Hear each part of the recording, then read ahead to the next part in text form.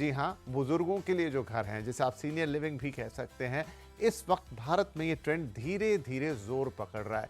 यानी कुछ ऐसे खास कम्युनिटीज़, कुछ खास टाउनशिप या खास तरह के प्रोजेक्ट जहाँ पर सिर्फ सीनियर सिटीजन्स यानी कि हमारे जो बुजुर्ग हैं उनको ध्यान में रखते हुए पूरा डेवलपमेंट हो रहा है। घर, मकान, सब कुछ उनके लिहाज से डिज़ाइन किए जा रहे हैं। सुविधाएं एक प्रोजेक्ट में कैसी होंगी तो वो बुजुर्गों को ध्यान में रखते हुए डिज़ाइन की जा रही है। इसके दोनों महत्व हैं, ये कि रियल एस्टेट मार्केट में ये ट्रेंड क्या बताता है, और दूसरा जो लोग अब ये घर देख रहे हैं या इसके बारे में जानना चाहते हैं, वो भी आपको पता लगेगा कि भाई ये सीनियर लिविंग जो है वो किस हिसाब से भारत में बढ़ रही है, क्या घर इसमें कैसे बनते हैं, कितने के बनते हैं, निवेश के मौके बनेंगे कि नहीं बनेंगे, और ऐसी बहुत सारी बातें हैं जो इसके बारे में जानने लायक हैं। तो चलिए विस्तार से बातचीत होगी आज सीनियर लिविंग के बारे में, और ये बातचीत करने के लिए एक रिपोर्ट भी इस वक्त आई है, वो है सेविल्स इंडिया की तरफ से, जो बहुत डिटेल में हिंदुस्तान के अंदर सीनियर लिविंग को डिफाइन कर रही है, सारे ट्रेंड्स को पकड़ रही है, बता रही है किस तरीके का काम हो रहा है। इनफैक्ट एक ग्लोबल कंपैरिजन भी है और काफ़ी इन डेप्थ एनालिसिस इस रिपोर्ट में होने जा रहा है। और ये रिपोर्ट जिन्होंने तैयार की है, आज वो खुद हमारे साथ हैं, अरविंद नंदन साहब। कार्यक्रम में बहुत बहुत स्वागत है सर। और मैं दर्शकों को आपका परिचय दे दूं, अरविंद नंदन जी मैनेजिंग डायरेक्टर है research and consultancy civils India में, और इस तरह की कई रिपोर्ट्स पे काम कर चुके हैं। आज ये स्पेशल रिपोर्ट, तो सर बहुत स्वागत है आपका और बहुत बधाई भी इस रिपोर्ट के लिए।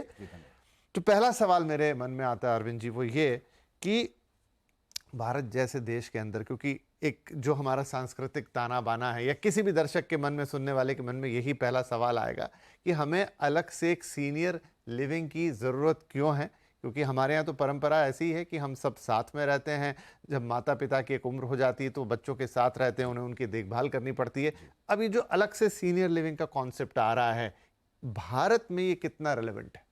जी, ये बहुत अच्छा सवाल है। मेरे ख्याल से इससे कंटेक्स्ट सेटिंग हमारी अच्छी होती है। तो हमारा एक सांस्कृतिक कल्चरल तौर तरीका है जीवन जीने का, जिसमें हम बुज़ुर्ग और बच्चे सब एक साथ रहा करते हैं। लेकिन दूसरा पहलू हमारे समाज का ये भी है कि ऐसे बहुत सारे परिवार हो गए हैं जो न्यूक्लियर बन चुके हैं। और मेरा ख्याल है इकोनॉमिक नीड्स की वजह से, सोशल नीड्स की वजह से, कई बार तमाम मजबूरियों की वजह से, जहाँ परिवार ने अलग अलग भी रहना ज़रूरी समझा है या रहते हैं। ऐसी स्थिति में ज़रूरी नहीं है कि हर वो सीनियर जिसे कहीं ना कहीं रहने की ज़रूरत हो, उसके पास वो सारा कुछ मुहैया हो, सारा कुछ अवेलेबल हो, कि बच्चे भी हों या पोते पोतियाँ हों, नाते नातियाँ, नहीं हो पाता है। और कुछ केसेस में ज़रूरी नहीं कि हर किसी के पास परिवार हो ही, चाहे उनकी अपनी चॉइस है, चाहे किसी दुर्घटना से या जिस भी वजह से। तो देखिए 140 करोड़ का जो देश है, इसका एक बहुत छोटा, अगर आप 1-1.25% भी हिस्सा ले लें तो वो बहुत बड़ी आबादी का एक नंबर है। और उसके लिए अगर हम कुछ ना सोचें या ये सोचें कि शायद अपने आप समाज इंतज़ाम कर देगा, तो ये मेरा ख्याल है हमारे लिए एक बहुत अच्छा प्लेटफॉर्म नहीं होगा। तो इसलिए ज़रूरी है कि हम उस एक हिस्से की भी रिक्वायरमेंट्स को समझें, उसे पूरा करें, और कमर्शियली इसमें बहुत बड़ा गेन है जो पार्टिसिपेट करते हैं उनके लिए भी। तो हर तरह से न सिर्फ इसकी रिक्वायरमेंट है, बल्कि ये एक बेहद आवश्यक हिस्सा है मेरे ख्याल से। तो कहीं इसमें किसी प्रकार का कोई मेंटल ब्लॉक तो नहीं आएगा? अभी भी हमारे देश में वृद्धाश्रम की स्थापना है, उस तरह की चीज़ें देखने को मिलती है, लेकिन उन्हें बहुत अच्छी दृष्टि से नहीं देखा जाता। वहाँ पे वही बुजुर्ग पहुँचते हैं जिनको उनके घर के लोग त्याग देते हैं। तो क्या एक प्रकार का मेंटल ब्लॉक खुद बुजुर्गों के मन में या उनके जो बच्चे हैं उनके मन में तो इस तरह की चीज़ों को लेकर नहीं होगा? जी नहीं, बिल्कुल सही बात कही आपने। देखिए वृद्धाश्रम जो होते हैं, या वृद्धाश्रम शब्द के साथ जो एक टैबू सा लगा हुआ है, वो बिल्कुल सही है अपनी जगह पर। अक्सर ये देखा गया है, या कम से कम प्रचलित ऐसा हो गया है, कि यहाँ वही लोग रहते हैं जो त्याग दिए गए हैं, या जिन्होंने खुद किसी वजह से समाज को, परिवार को त्याग दिया है। लेकिन ये पूरी सच्चाई नहीं है। कई बार ऐसी मेडिकल या सामाजिक रिक्वायरमेंट होती है जिसकी वजह से आपको एक रिस्पेक्टफुल तरीके से रहने के लिए जगह चाहिए, घर चाहिए। तो ये बिल्कुल सच है कि कई बार जो एक तरीके से लावारिस कंडीशन में पहुंच जाते हैं, दुर्भाग्यवश, उन्हें वहाँ रहना पड़ता है। लेकिन दूसरा पहलू ये भी है कि कई लोग ऐसे हैं जिनकी उम्र 65-70 या उससे ऊपर हो चुकी है, जिनके पास किसी तरह से अपना कोई पर्सनल और सपोर्ट नहीं है, तो वो किसी के त्याग देने की वजह से नहीं, बल्कि अपनी लाइफ को, अपने जीवन को रेस्पेक्टफुल तरीके से जीने के लिए उनके लिए ज़रूरी है कि ऐसा कोई इंतज़ाम हो। और ऐसे इंतज़ाम हैं। वृद्धाश्रम में न सिर्फ वो लोग रहते हैं जो त्याग दिए गए हैं, बल्कि कई ऐसे लोग जिनका अपना पूरा परिवार है, लेकिन जिन्हें 24 घंटे की मेडिकल केयर चाहिए होती है। हम सब ने अपने अपने परिवारों में कभी न कभी ये स्थिति देखी है कि एक पर्टिकुलर अवस्था के बाद 24 घंटे घर पर अगर आप केयर नहीं करवा सकते, तो आपको ज़रूरत पड़ती है ऐसे संस्थानों की या ऐसी फैसिलिटीज़ की जहां पर आपके अपने बुजुर्ग, जो आपको आज भी उतने ही प्रिय हैं, लेकिन उनको 24 घंटे अगर आप उनको केयर में रखना चाहते हैं, तो वहाँ पे कुछ समय के लिए या लंबे समय के लिए रखना पड़ता है। तो इन सब ज़रूरतों को देखना होगा। एक छोटा सा सवाल और कि ये जिसकी हम बात कर रहे हैं सीनियर लिविंग की, ये ओल्ड एज होम से तो अलग होगा ना? मतलब ये ऐसा नहीं कि हम उसे ओल्ड एज होम्स मान ले जो थोड़े और सोफिस्टिकेटेड होते हैं वृद्धाश्रम से थोड़ा ऊपर। तो मैं ये फ़र्क या ये डिस्टिंक्शन भी करना चाह रहा था। देखिए, हमने अपनी रिपोर्ट में मेंशन किया है वैसे, लेकिन बात वहाँ तक पहुँचे उससे पहले मैं कहना चाहता हूँ कि सीनियर लिविंग जो है, ये 4 प्रकार की मोटे तौर पर कही जा सकती है। एक होती है इंडिपेंडेंट लिविंग, उससे थोड़ी सी ज़्यादा केयर होती है असिस्टेड लिविंग, उससे ज़्यादा नर्सिंग केयर, और उसके आगे कंटिन्यूड केयर। हम अक्सर जिसकी भ्रांति या जिसकी धारणा बना लेते हैं, वो चौथा या तीसरी कैटेगरी होती है। लेकिन इंडिपेंडेंट लिविंग जो बहुत नॉर्मल तरह की लिविंग है, हमारी आपकी सोसाइटीज़ की तरह की लिविंग है, वो भी होती हैं।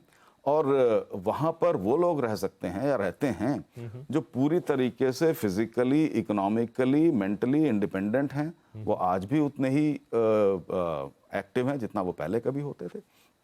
तो इन पहली 2 कैटेगरीज के लिए भी एक बहुत बड़ा प्रावधान करने की सख्त आवश्यकता। राइट, तो कि थोड़े से क्रिटिकल सवाल हो गए, लेकिन शायद ये कॉन्टेक्स्ट के लिए इनका आना ज़रूरी था, और अरविंद जी ने बड़ी खूबसूरती से इनके जवाब दिए। तो देखिए, कुछ इस तरीके से सीनियर लिविंग को आप समझ सकते हैं कि ये नेगेटिव नहीं है, ये एक पॉजिटिव है। मतलब एक तो हमने वृद्धाश्रम वाली बात की जो एक, जैसा मैंने कहा, एक टैबू जैसी है, और सर ने भी एक्सप्लेन किया वैसा, वो चीज़ ना होकर आप समझ लीजिए ठीक उसका रिवर्स है, जहां पर आप जो बुजुर्ग हैं आपके, उनको और बेहतर जीवन, बेहतर फैसिलिटीज, ज़्यादा उनके लिए देखभाल, वो चीज़ें मुहैया करा रहे हैं, ना कि ये उनको त्यागने या उनको दूर हटाने या किसी कोने में डालने की बात है। ये उनके लिए एक बेहतर जीवन शैली, मतलब जीवन के एक ऐसे वक्त में जब, मतलब ये भी एक दुखद पहलू कि जब कई बार, जैसे हम कह रहे हैं, घर में रहते हुए बुजुर्ग थोड़ा अपेक्षित हो जाता है जी। लेकिन अब ये उसके लिए और बेहतर जगह है, जहां पर वो, मैंने आपकी रिपोर्ट में पढ़ा कि क्यों इसकी रिक्वायरमेंट है कि वो एक self respect, independent lifestyle still at that age, ये सारी चीजें भी उसमें इनकॉर्पोरेट होती है। अब थोड़ा इसके हम नंबर्स पे जाते हैं। आपकी इस रिपोर्ट में शुरुआत ही इस बात से होती है कि भारत में इस समय इतने लोग हैं, still we are a young country, और आगे भी रहेगा, लेकिन धीरे धीरे हमारी भी जो बुजुर्ग पॉपुलेशन है वो बढ़ रही है। ये नंबर्स आप हमें थोड़े बताइए कि क्यों इसकी आज हम चर्चा कर रहे हैं। जी, इसको समझना बहुत ज़रूरी है। देखिए, शुरुआत तो यहाँ से की जाए, जो हर जगह बात होती है। हमारे प्रधानमंत्री अक्सर कहते रहते हैं कि हम एक युवा राष्ट्र हैं। हमारी जो आज मीन या जो औसत आयु है वो 28 साल के आसपास है। हम सब उस हिसाब से काफ़ी बुजुर्ग हैं। लेकिन ये कभी ना कभी आगे बढ़ती जाएगी। जो औसत है, चीन भी हमारी तरह था, लेकिन आज उनकी औसत आयु 40 के आसपास पहुंच गई। जैसे जैसे मेडिकल केयर, आपकी वेलबींग बढ़ने लगती है, आप लंबे समय तक जीवित रहते हैं, और औसत जो है ऊपर बढ़ती है। आज हमारी 28 है। आज हमारी जो वर्किंग एज पॉपुलेशन है, जिसे कि आप 65 साल तक ले सकते हैं लगभग, वो हमारी नॉन वर्किंग एज पॉपुलेशन से 2.1 टाइम्स है, 210% है। आने वाले 25 वर्षों में भी ये करीब करीब 2 गुना होगी। लेकिन अब इसे दूसरी तरह से देखें, जो बचा हुआ पॉपुलेशन का हिस्सा है, जिसे हम यंग नहीं कह रहे हैं, वो भी बढ़ता जाएगा। तो आज ये हमारी आबादी का मुश्किल से 11-12% है, या कुछ समय पहले था, ये बढ़कर 20% हो जाएगा। आपकी आबादी आज 140 है, शायद आने वाले 5-6 साल में बढ़ के 150-200 करोड़ से ऊपर हो जाएगी। उसका 20% एक बहुत बड़ा हिस्सा होगा। और अगर 65 साल के ऊपर के लोग, जो कि मेरा ख्याल है वैसे काफ़ी एक्टिव होंगे, फिजिकली हेल्दी होंगे, मेंटली कैपेबल होंगे, शायद इकोनॉमिकली प्रोडक्टिव होंगे, उनके लिए हमें क्या सोचना चाहिए ये देखना ज़रूरी है। तो कुल मिला के बात ये है कि आज जो हमारा छोटा सा हिस्सा दिखाई पड़ता है, ये आने वाले समय में बड़ा होने वाला है। हमारे बच्चे बड़े होंगे और हम उनके साथ रह रहे होंगे। तो वो जो 20%, 22% का हिस्सा जब बन जाएगा आने वाले, मान लीजिए 25 साल में भी, जी। तो वो एक बहुत बड़ा हिस्सा होगा। अब अगर आप कंपेयर करें, जो हमने अपनी रिपोर्ट में भी किया है और गूगल पर ये डेटा अवेलेबल है, आप देखिए चाइना को, जापान को, न्यूजीलैंड, ऑस्ट्रेलिया, यूरोप, किसी को भी देखें तो उन सब का जो ज्येष्ठ नागरिकों का हिस्सा है वो बहुत बड़ा है और आने वाले समय में वो 45-50% हो जाने वाला है। जी, मतलब आपकी रिपोर्ट को ही अगर मैं देखूं और अगर हमारा जो नियरेस्ट कॉम्पिटिटर कह लीजिए या नियरेस्ट कंट्री कह लीजिए जो आबादी, तो वो चाइना है। और चाइना में ये अगले 2050 तक उनकी आबादी डबल हो रही है।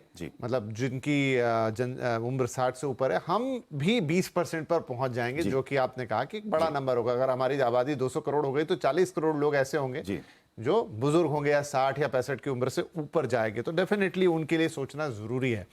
अब इसका एक और अगला